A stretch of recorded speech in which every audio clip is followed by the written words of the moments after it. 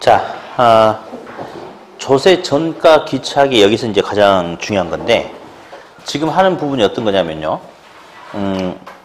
이 지역에 임대료가 너무 비싸가지고 정부가 이렇게 주택시장을 좀 이렇게 잡으려고, 임대료 잡으려고 이렇게 세금을 부과를 했어요.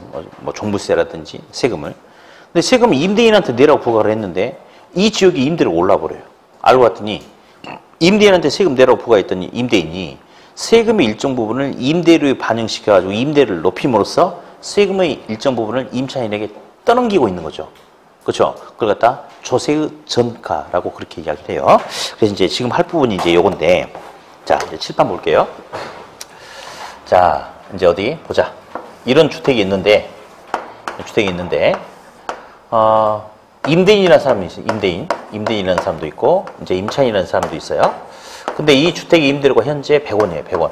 임대인은 100원을 받아 챙기는 사람이고, 임차인은 100원을 빼서 임대인에게 갖다 주는 사람이거든요. 근데 이 상황에서 이 임대주택에 재산세를 30원을 부과를 한다라고 가정합시다. 30원 부과를 한대요. 부과를. 그러면 30원은 이 고지서가 누구한테 날아가겠어요? 임대인한테 고지서가 날아가는데 자기가 20원을 부담하고 임차인한테 10원을 떠넘긴대요. 그럼 임차인 얼마 부담해요? 10원 부담하는 거죠? 그렇죠? 예. 자, 자, 여기 보세요. 내가 제일 싫어하는 소리인데 알죠? 수업 시간에 사탕 같은 거 깔 때 어떻게 가라고 그랬어요? 또 내 이야기 안 했어? 그럼 오늘 할게요. 내가 있잖아요. 되게 이렇게 소리에 좀 약간 민감해요. 그래서 나는 수업 들을 때 껌 씹거나 사탕 먹거나 되게 좋아해요. 졸지만 하면 돼. 좋은 게 나쁜 거지 뭐 먹는 건 나쁜 게 아니에요. 대신 이제 깔 때 한 방 확 까버려야지. 막 소리 안 낸다고 이렇게 하잖아요. 그러면 이게 얼마나 신경 쓰냐. 난 되게 싫어하는 소리가 이 사탕 이런 게 되게 싫어. 그러니까 자기는 이제 선생님한테 미안하니까 조심히 한다고 이렇게 하는데 엄청 소리가 커요. 그러니까 깔 때 한 방에 이렇게 찢어갖고 이렇게 까. 알았죠? 한 방에 이렇게 하세요. 자, 볼게요. 그러면 이제 이런 상황이 되는데 여기서 정부가 세금 30원 부과했는데 임대인 10원을 떠밀었죠. 이 10원이 바로 정가예요. 정가. 떠미는 거. 정가. 임대인이 세금 중에 20원은 임대인의 부담으로 돌아갔죠. 10원은 임차인의 부담으로 돌아갔죠. 20원은 임대인의 귀착분. 10원은 임차인의 귀착분이라고 그렇게 이야기합니다. 일단 용어만. 떠미는 게 뭐다? 정가. 최종적으로 본인이 부담하는 것은 귀착. 이거 잠깐 봅시다. 8층짜리 건물이 있는데 단지하 1층에 갑돌이에 살고 있어요. 보증금 100만 원에 월 13만 원씩 내고 살고 있어요. 8층 통째로 을돌이에 살고 있는데 보증금 3억에 월 600만 원씩 내고 살고 있습니다. 임대인이 있어요. 임대인이 있어요. 얘도 임차인 맞습니까? 그렇죠. 그러면 갑돌이 같은 경우는 임차인인데 보증금 100에 월 13만 원 내고 살고 있어요. 그러면 얘는 우리 이런 말 했죠? 선택할 수 있는 대체제가 다양하고 많으면 수요가 탄력적. 선택할 수 있는 대체제가 제한되면 수요가 비탄력적이라고 우리 저번에 이야기했었죠? 그럼 얘는 이 돈 빼가지고 이 월세 빼가지고 이만한 조건에 이사 갈 수 있는 주택이 많아 적어. 그럼 탄력적 비탄력적? 비탄력적이죠. 그렇죠. 비탄력적이죠. 그럼 얘는 있잖아요. 인생이 약간 비참해요. 왜 비참하냐면 비탄력적이니까 비참해. 분명히 월세는 내고 살고 있는데 임대인은 갑돌이를 되게 개무시하고 살아요. 월세 내고 살고 있는데도 야, 너 집 앞에다 저번에 쓰레기 이틀하고 4시간 방치해놨대. 너 한 번만 더 그러면 쫓겨날 줄 알아. 막 이렇게 협박하고. 너 인사는 똑바로 하고 다니라고 그러고. 너 세수는 하고 다니냐. 꾀지지하고 막 자꾸 뭐라 하는 거예요. 얘가 장난감처럼 느껴지죠. 왜? 여기는 갈 데가 없잖아. 그러니까 막 괴롭히는 거예요. 세금도 얘한테는 정가를 시킬 수 있는 만큼 마음껏 시켜버리겠죠. 왜? 이사 갈 만한 대체제가 별로 없으니까. 따라서 비탄력적이면 유리하다, 불리하다. 세상 사는 건 불리한 거, 불리하다. 불리하다는 것은 조세도 많이 떠 밀어버리겠죠. 그럼 조세 부담이 크다, 작다. 크다라고 이렇게 이야기합니다. 이렇게. 예. 다음. 근데 을돌이 같은 경우는 임대인이 말 조심해야 돼요. 을돌이는 보증금 3억에 월 600만 원씩 월세 내고 살고 있어요. 이 정도 조건이라면 이사 갈 수 있는 데가 많아 적어. 엄청 많죠. 엄청 탄력적인가요? 엄청 탄력적이죠? 자, 그러면 탄력적인 을돌이한테 임대인이 기분 나쁘게 해버리면 임대인이 나가버리면 어떡해? 큰일 나겠죠? 그러니까 오히려 임대인이 을돌이 보고 찍소리 못하겠죠? 나가버리면 안 되니까. 그러면 탄력적인 을돌이는 유리하다, 불리하다? 유리하다. 예. 여기 말고도 갈 데 많다. 그러니까 임대인은 을돌이한테는 함부로 조세 전가 시킬 수 있다, 없다? 없다. 그러면 유리한 을돌이 같은 경우는 조세 부담이 크다, 작다? 조세 부담이 작죠? 그렇죠? 예. 다시 합니다. 1번 탄력적이면 유리하다, 조세 부담이 작다. 시작. 탄력적이면 유리하다, 조세 부담이 작다. 3번 시작. 비탄력적이면 불리하다, 조세 부담이 크다. 그럼 2번. 자, 탄력적이면이 아니고 완전히 탄력적이면. 우리 저번 주에도 해봤죠?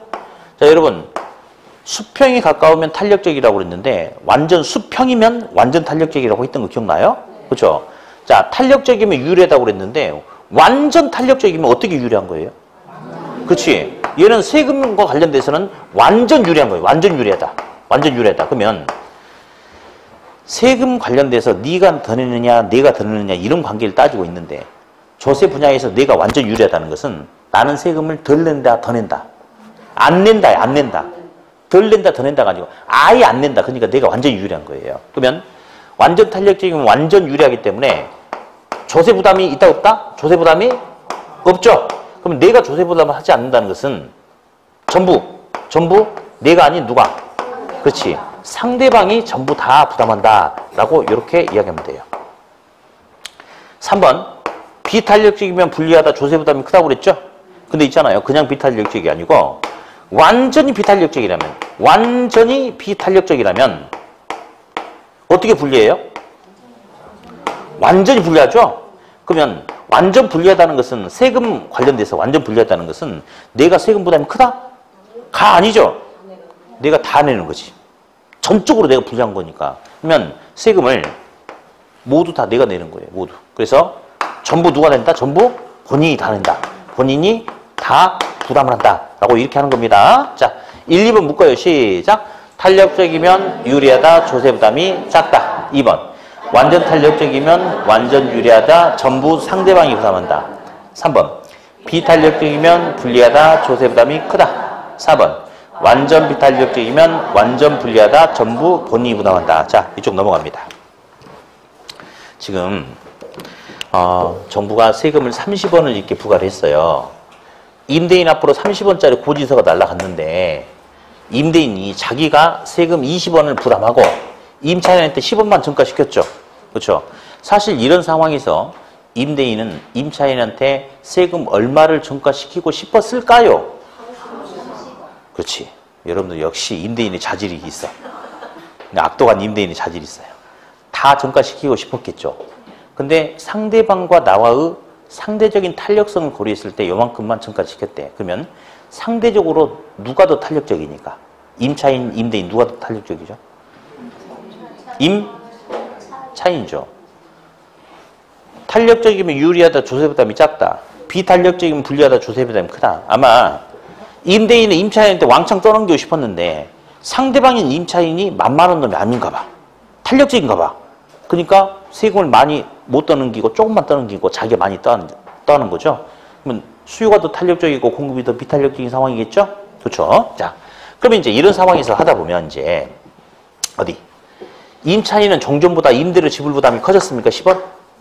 그렇죠? 그러면 임차인 지불하는 돈이 이제 110원은 커졌어요?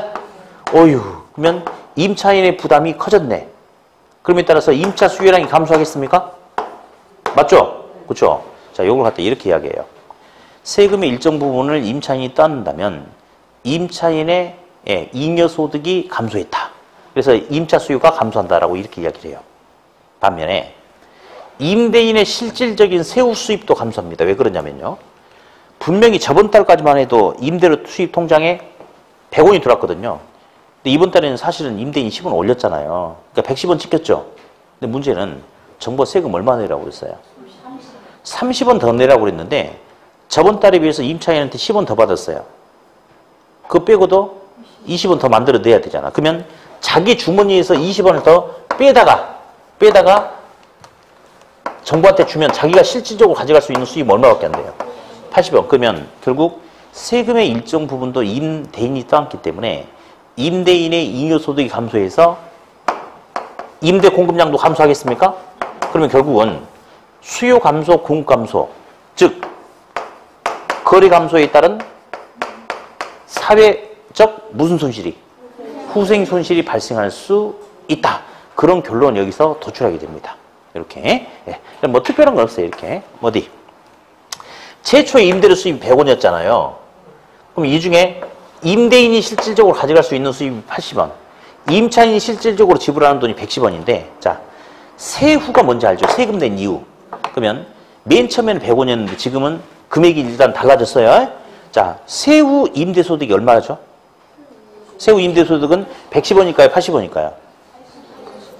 세후 임대소득은 세금까지 다 내고 나서 임대인이 최종적으로 실질적으로 가져갈 수 있는 돈이에요. 이거는 세전 수입이죠. 세금 내기 전에.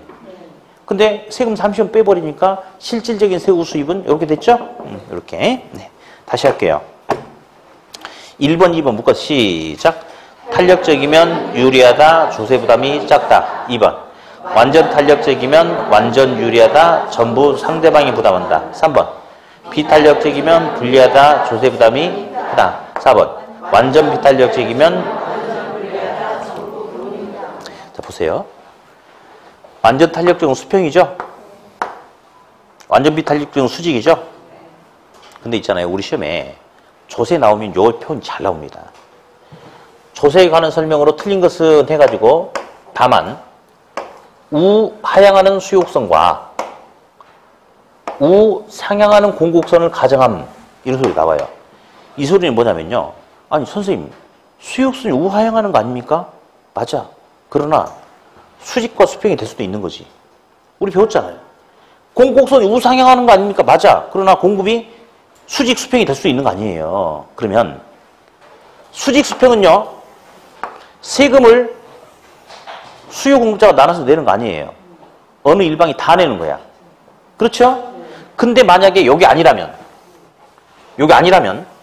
탄력적이면 유리하다, 조세 부담이 작다는 것은 수요 공급 사이에서 예를 들어서 수요가 더 탄력적이라면 조세 부담이 작다 이 말은 수요자는 세금을 하나도 안 낸다 이 말이죠. 그래? 무슨 말도 안 되는 소리 하고 있어. 조세 부담이 작다는 것은 너랑 나랑 같이 내긴 내는데 너가 세금을 많이 내고 내가 적게 낸다 이거예요. 나눠서 낸다 이 말이야. 그죠? 다시 비탄력적이면 불리하다, 조세 부담이 크다고 그랬죠? 이제 내가 비탄력적이야. 그러면 세금을 내가 더 많이 낸다 이거죠.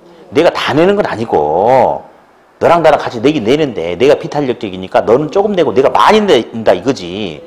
전적으로 내가 낸다 이 말이 아니거든요. 그래서 우하향하는 수요곡선과 우상향하는 공곡선일 경우라고 나오면 이 말은 수요나 공급 어느 한쪽이 완전 탄력적, 완전 비탄력적이 아니기 때문에 탄력성이 크기에 따라서 어느 일방이 다 내는 건 아니고 누가 덜 내고 더 내고 아무튼 둘이 나눠서 낸다. 이거예요. 나눠서. 예. 그래서 저 표현이 자주 나옵니다. 그러면 이런 말이 들어가면 어느 일방이 세금을 다 낸다 하면 돼요? 안 돼요? 안 돼요. 안 돼요. 그러면 소비자도 공급자도 종전보다 세금을 누가 더 내느냐 덜 내느냐에 따라서 달라지겠지만 아무튼 나눠 내는 거 맞죠? 그럼 한번 해볼게요. 이런 조건에서 조세를 부과하면 항상 항상이 나왔네. always 항상 나왔어요. 예? 항상 임대료는 상승하게 된다. OX.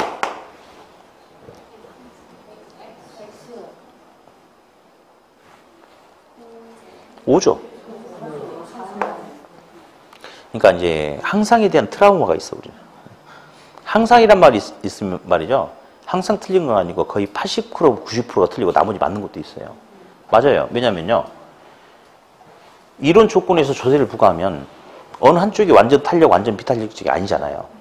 그러면 세금의 일정 부분은 수요 공급의 상대적인 탄력성이 크기에 따라 달라지겠지만 임차인도 세금 떠안고 임대인도 떠안는 거 아니에요? 그러면 가격이 뭔지 알아요? 가격? 가격은 소비자가 최종적으로 지불하는 돈이 가격이 그게. 여기 볼래요? 여기서 최초 100원에서 이렇게 됐죠? 물건 가격이 얼마냐면 이게 가격이에요. 이게 가격. 소비자 지불하는 돈이. 그러면 종전에 소비자는 100원만 냈다가 아무튼 이런 조건이라면 세금의 일정 부분을 자기가 떠안는 거 아니에요. 그럼 종전보다 조금이라도 세금 부담해야 안 해? 하지? 그럼 임대료가 종전보다 커져 작아져? 반드시 커지는 거지. 이런 조건이라면. 이런 조건이라면. 맞는 거예요? 예. 다음. 이런 조건이라면 항상 세후 임대 수입은 감소하게 된다. OX. 맞죠? 이것도 맞는 소리죠. 그렇죠? 예? 예. 세금의 일정 부분은 공급자가 또 떠안기도 하는 거니까. 그죠? 예. 아무튼 요 표현들 다시 한번 합니다. 조세정가 기착 파트에서 우하향하는 수요성과 우상향하는 공급선이라는 소리가 나온다는 것은 세금의 일정 부분을 소비자가 떠안고 세금의 일정 부분은 공급자가 떠안기 때문에 어느 일방이 세금을 다 내는 거 아니에요? 나눠서 내는 거예요. 나눠서 예, 그렇게 그 정도만 정리하시면 되겠어요. 그럼 어디 이제 10번 문제 9번 10번하고 11번 한번 봅시다. 10번, 11번, 15번. 자, 10번 한번 볼게요. 자, 공급의 가격 탄력성은 탄력적인 반면에 수요 가격 탄력성은 비탄력적인 시장에서 세금이 부과된대. 누가 더 불리하죠? 비탄력적인 수요자가 더 불리하죠? 그러면 실질적으로 수요자가 공급자보다 더 많은 세금을 부담하게 된다. 어때요? 맞죠? 예. 다음 14번. 아니 11번. 공공임대주택 공급 확대는 임대주택의 재산세가 임차인에게 전가되는 현상을 완화시킬 수 있다. 맞나요? 예, 맞죠? 시험에 요거 나오기 전에 요 질문이 한번 나온 적이 있어요. 공공임대주택 공급은 임차인의 탄력성을 이전보다 더 높여준다. 맞아, 틀려? 뭔 말인지 모르는 사람도 있나 보네. 선택할 수 있는 대체제가 다양하고 많아지면 탄력성이 더 탄력적. 선택할 수 있는 대체제가 제한되면 비탄력적이라고 그랬잖아요. 그러면 공공임대주택을 공급을 해주면 임차인 입장에서는 주거 선택의 폭이 더 확대되는 거 아니에요? 더 탄력성이 커지는 거죠. 그래. 근데 이제 그 이후에 여기 나왔는데 그러면 이렇게 하면 탄력성이 더 커지죠. 그럼 이전보다 더 유리해져, 불리해져? 유리해지면 이전보다 세금 부담이 더 커지겠어, 작아지겠어? 작아지겠죠. 그렇게 한 문장을, 한 내용을 건너뛰고 한 거예요. 다시. 이게 정말 친절하다면 이렇게 나오겠지. 공공임대주택 공급을 확대해주면 임차인의 탄력성은 이전보다 더 커지니까 탄력적으로 바뀌니까 이전보다 임차인에게 전가되는 조세 부분이 더 작아질 수 있다. 임차인의 부담이 작아질 수 있다. 이렇게 하면 완전히 친절한 지문이죠. 맞죠? 네. 다음 14번 한번 해볼까요? 조세를 부과하면 공급자가 받는 가격이 하락하므로 여기서 자 밑줄 공급자가 받는 가격이 하락하므로 이게 뭔 말이죠? 지금 요 문제가 나올 때는 요 지문이 있을 때는 여기 있었어요. 이게 공급자가 받는 가격이 하락한다는 것은 세금의 일정 부분은 공급자가 떠안죠. 그럼 공급자가 실질적인 세후 수입이 감소하겠죠? 그렇죠. 그러니까 공급자 잉여, 생산자 잉여 감소한다. 맞습니까? 맞죠. 15번. 거래세 인상에 의한 세금 수입의 증가분은 정부에게 기속되므로 일단 문장 끊어봐요. 맞아요. 정부가 세금 30원 내라고 그랬어요. 그러면 소비자가 떠안든 공급자가 떠안든 받아서 챙겨가. 맞아요. 근데 그 이후에 경제적 순손실이 발생하지 않는다. 안 그래요. 그렇게 되면 정부는 세금 챙겨갔지만 수요가 감소해. 예, 소비활동이 위축돼. 공급이 감소해. 거래활동이 위축돼. 사회적 후생손실, 거래가 감소합니다. 그럼에 따라서 이제 장기적으로 정부는 매매가 활발하게 이루어지지 않으면 예, 거래세 수입이 감소하겠죠? 그렇죠? 그러니까 사회적인 순손실이 발생해야 안 해요. 한다라고 그렇게 해야 돼요. 네. 오늘은 뭐 여기까지. 문제 하나 더 풀어봐야겠다. 자, 잠깐만. 책 넘기지 말고 제가 문제를 줄 테니까 넘기면 답이 나와버렸거든. 그러니까 그냥 풀어보면 손대지 마. 주먹. 보지 마. 감정평가사 시험에 나왔던 문제인데 한번 줄 테니까 풀어봐요. 조세정가 기착인데 계산 문제가 하나 있어서 그냥 해볼게요.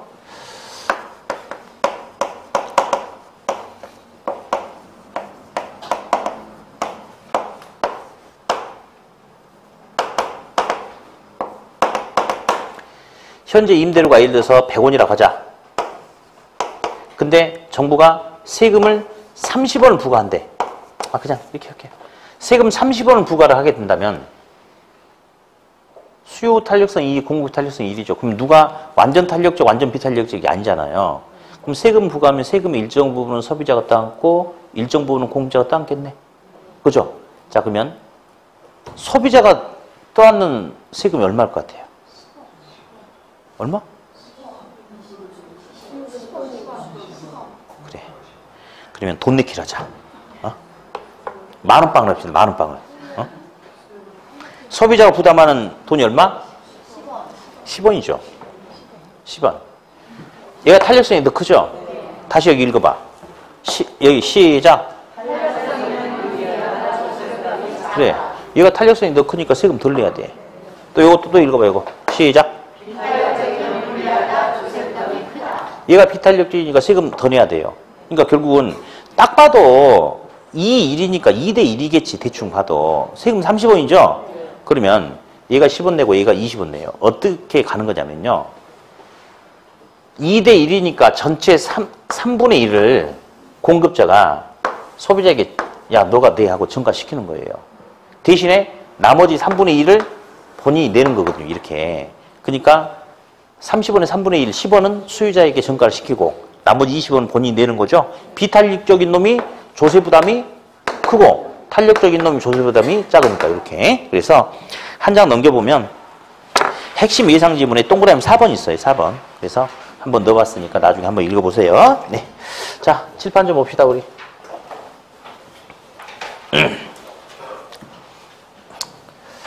자, 이제 정부가 시장에 개입하는 것을 정책이다라고 이렇게 이야기했어요. 정책.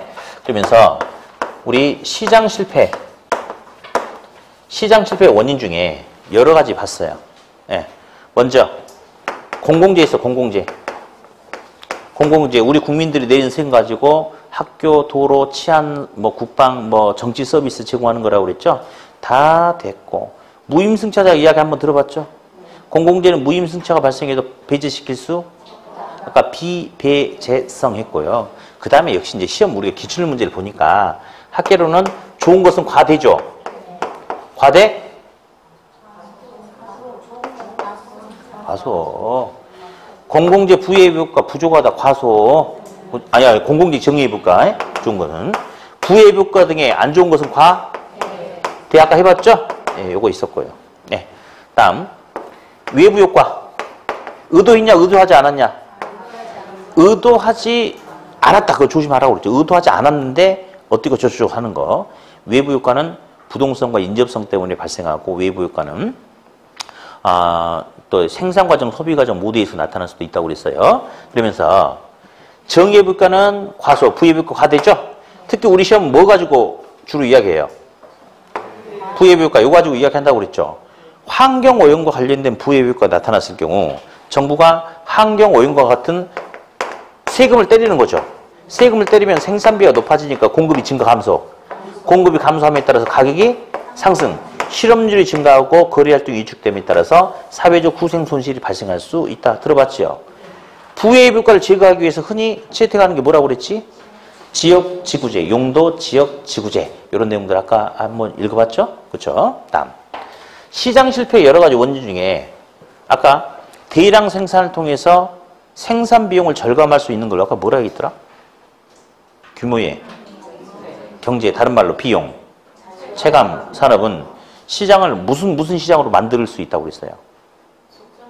독점, 과점 시장으로 만들 수 있기 때문에 시장 실패의 원인이 된다라고 아까 들어본 적 있죠? 그렇죠? 예. 안 들어봤나 보네. 나는 한 적이 있는 것 같은데. 들어봤죠? 근데 입이 안 떨어질 뿐이야. 그죠? 들어봤는데 입이 안 떨어져. 다음. 그리고 이제 우리 아까 직접 개입, 간접 개입 들어봤네 또. 그렇죠? 예. 수용, 취득세, 예, 보조금 지급, 토지은행, 공공임대주택 공급, 이자율, LTV. 예, 알아서 하세요. 그거 틀리면 별로 논하고 싶지 않아요. 알아서 해요. 예, 알아서 하세요. 다음에 이제 우리 여러 가지 토지 정책들이 이제 몇 가지 좀 있었고, 아까 토지 공개 좀 들어봤나? 뭐 토지에는 사회성, 공공성이 내포되고 뭐 잠깐 있었죠. 그것과 직접적인 관련 있는 토지 특성, 뭐 토지 양이 더 이상 증가될 수 없으니까 부증성 때문에 한정된 토지 가지고 잘 써야 되겠죠. 그러면 결국 그 말은 절대적 소유권 인정한다, 안 한다? 상대적 소유권만 인정한다 이 말이죠. 그렇죠? 네. 다음 토지 확보 방법 중에 수용 방식하고 환지 방식 중에 개발 사업 초기에 사업자 입장에서 사업비 부담이 더 큰 것은 네. 수용하고 아까 뭐 비교했죠? 그다음에 뭐 이게 다음에 뭐 비교했는데? 토지은행 토지비축 비교했죠? 둘 중에 어디서 강기성을 더 많이 떠요? 요거 아까 해봤죠? 그렇죠. 그다음에 땅을 사면 소유권이 있어요. 토지 소유권 안에는 사용할 수 있는 권리, 수익을 얻을 수 있는, 처분할 수 있는 권리, 지상권 설정하고 저당권 설정하고 개발할 수 있는 권리. 그래서 토지 소유권 안에는 여러 개의 권리가 있는 거거든요. 근데 TDR 제도에서 나오는 함정을 조심하자. TDR 제도는 뭐만을? 네, 개발권만을 분리해서 개발권만을 거래의 객체로 삼는 것이지 뭐 소유권 양도 이런 소리 나오시면 안 돼요. 나오면 안 됩니다. 예, 그래서 뭐 다른 것들 아까 해봤으니까 됐고요. 예. 다음 임대주택 정책 중에 가장 중요한 거 임대료 상한제, 통제.